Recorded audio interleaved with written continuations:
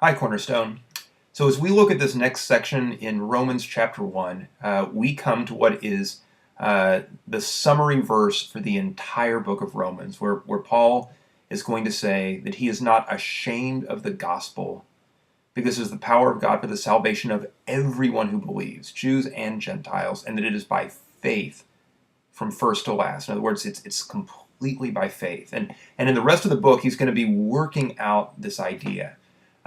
So, one idea for a way to get your group started is to borrow a trick from something Troy did in Men's Basic this last Thursday, where he just asked people, think of a time when you were just really proud, like you were thinking, like, this is it, right?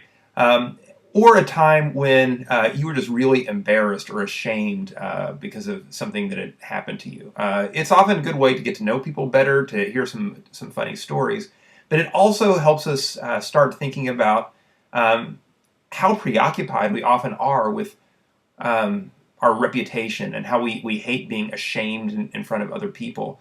Because at the end, when we get to those key verses, I think one of the main things you're going to want to talk about with your connection group is this. In what ways does your life reflect the opposite of what Paul said? In other words, Paul said, I am not ashamed of the gospel, but often we are ashamed of the gospel. We strategically look for opportunities to not talk about it, right? Rather than strategically and boldly looking for opportunities to talk about it, often because we're not sure what other people would think of what we did. Sometimes because we're just so caught up in our own selfish world, worried about our own reputation, that we don't have concern for people around us who desperately need to know Jesus. And so maybe on the front end, at the very beginning, and then at the end of your connection group, talk about that and talk about what are the things that cause you to be ashamed of the gospel. And I really think normally these areas, there's some lie that we believe. Not even necessarily at an intellectual level, sometimes it's more of a heart level. And that lie, it needs to be broken. So one of the things I've been trying to remind myself of is that if I go through life constantly calculating and being sneaky, choosing just the right words, presenting myself in just the right way, so that whether I'm at Iowa State or I'm at Cornerstone, I kind of get along well with everyone and life is tension-free.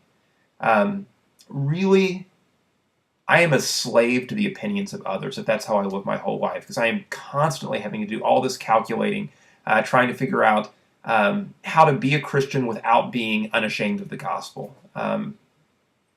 And that's a kind of slavery that I'd rather do without, that I'm hoping in the weeks and months to come, as we go through the book of Romans, God's going to really be helping me get better on that particular score. So that's one of the things you can talk about. A second thing from today's passage, and again, there's a more detailed set of questions that you can look at as well that go along with this video. But I think we also get an interesting window into the life of the Apostle Paul, because we see first, again, his practice of just constantly thanking God for the people that he knew of who were Christ followers. And it's particularly striking in the book of Romans because he's never even been to Rome yet.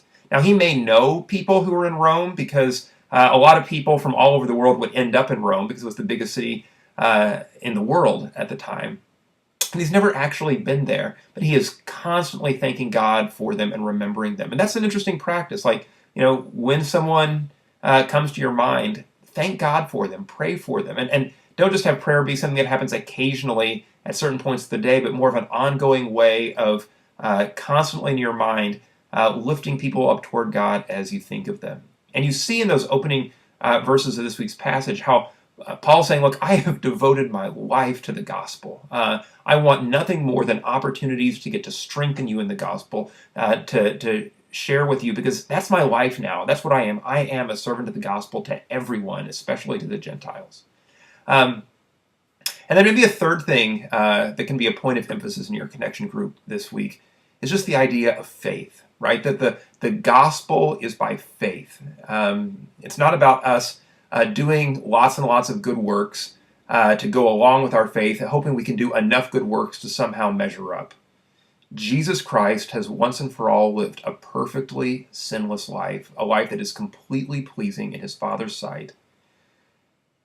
And it's by trusting in him that we're forgiven, that we're able to stand justified before God. And if we really embrace that, it should both free us from the weight of relating to God on the basis of our performance, but also if we realize just how much we were in need of salvation to start with, uh, and the gift we've been given in forgiveness and salvation through Jesus Christ by faith alone, it is overwhelming to consider.